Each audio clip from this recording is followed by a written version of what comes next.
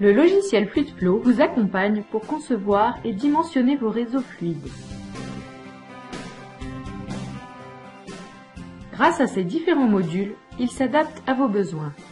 Liquide, gaz, mélange diphasique, fluide non newtonien ou pulpe, analyse dynamique ou option réseau pour une utilisation à partir d'un serveur. Gagnez du temps avec un outil ergonomique et rapide pour le tracé de vos schémas de procédés.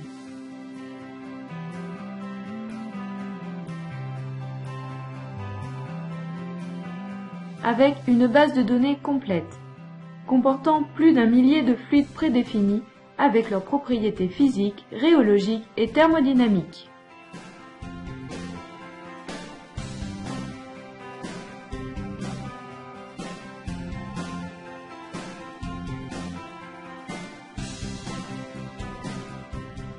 Dans cet exemple très simple, on s'intéresse à la conception d'un circuit de refroidissement.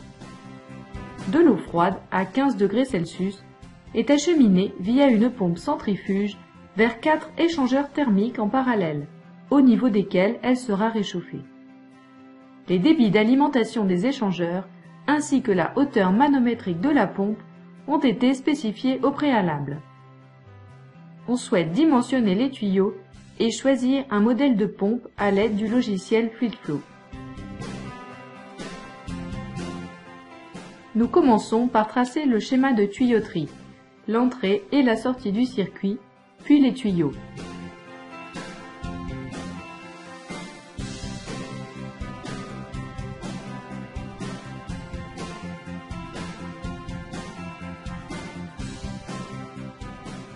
Nous plaçons ensuite les 4 échangeurs thermiques. Afin de contrôler les débits d'alimentation des échangeurs, nous insérons 4 plaques à orifice.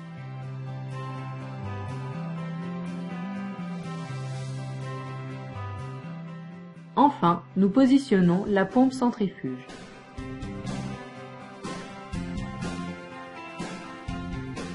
Le nœud placé à l'entrée du circuit permet de décrire les caractéristiques du fluide pompé, ici de l'eau à 15 degrés. Nous affichons ces informations sur le schéma.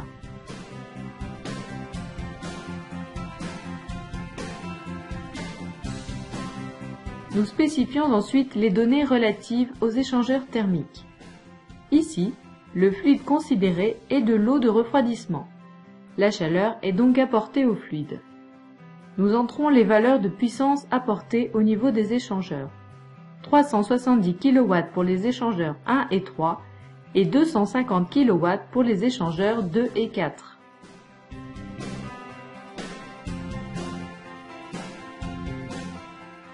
À présent, nous indiquons les débits souhaités à l'entrée des échangeurs, au niveau des plaques à orifice.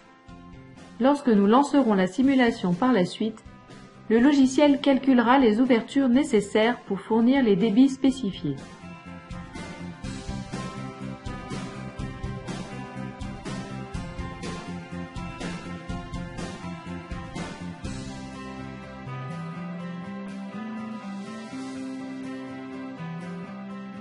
Enfin, nous spécifions la pression devant être générée au niveau de la pompe centrifuge.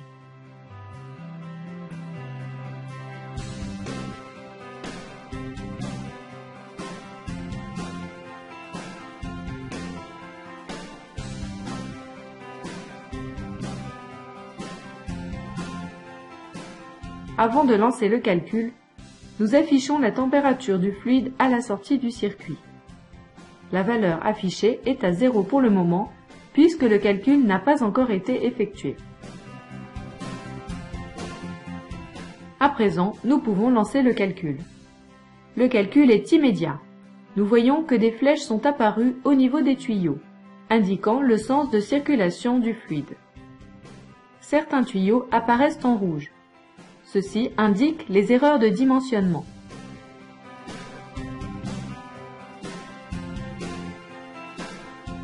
Cliquons sur l'un des tuyaux concernés. Nous voyons que des messages d'erreur sont présents au niveau de la palette de données à droite. Ils indiquent une vitesse d'écoulement trop élevée dans les tuyaux.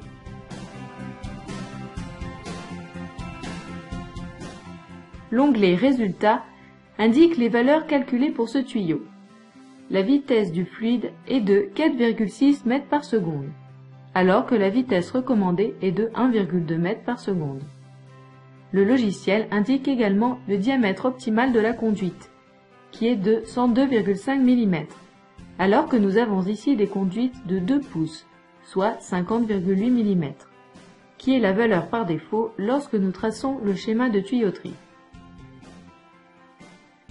Ainsi, nous allons modifier le diamètre des 3 tuyaux pour lesquels la vitesse du fluide est trop importante, en les remplaçant par exemple par des tuyaux de 4 pouces.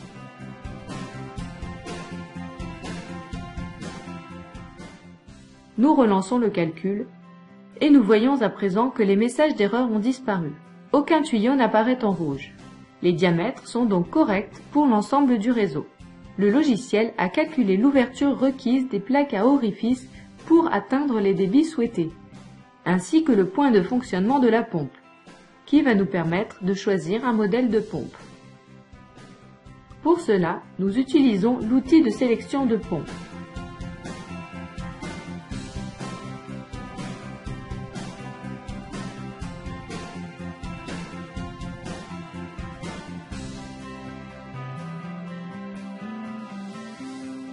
Après avoir sélectionné un modèle de pompe, nous pouvons l'insérer dans le réseau et relancer la simulation. FluidFlow permet de visualiser graphiquement les performances de la pompe dans le réseau étudié. Convivial et hautement configurable, l'interface de FluidFlow vous permet d'insérer du texte, de faire des copier-coller, de modifier les couleurs ou l'apparence de votre schéma de procédé.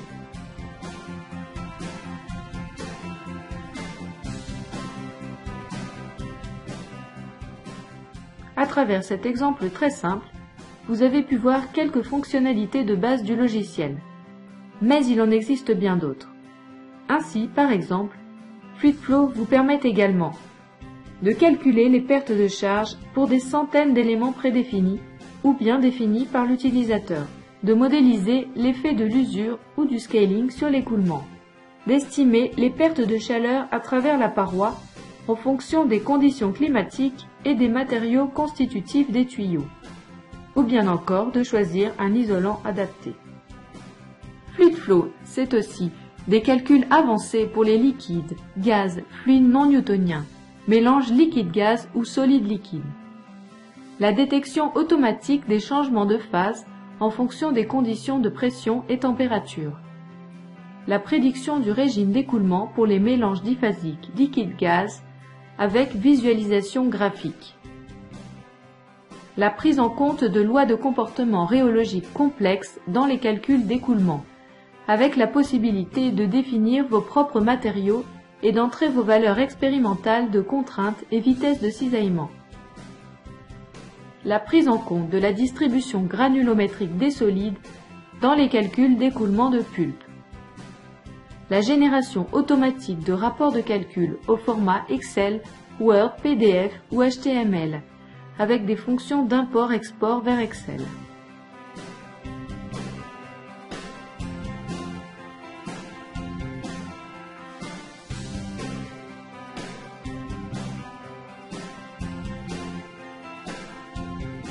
Et bien d'autres fonctionnalités, pour de multiples applications.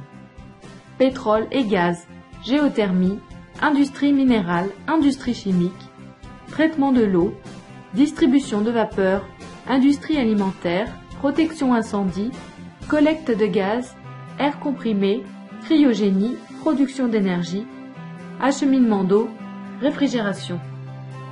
Alors n'attendez plus et demandez la version d'évaluation gratuite du logiciel qui vous permettra de tester toutes ces fonctionnalités.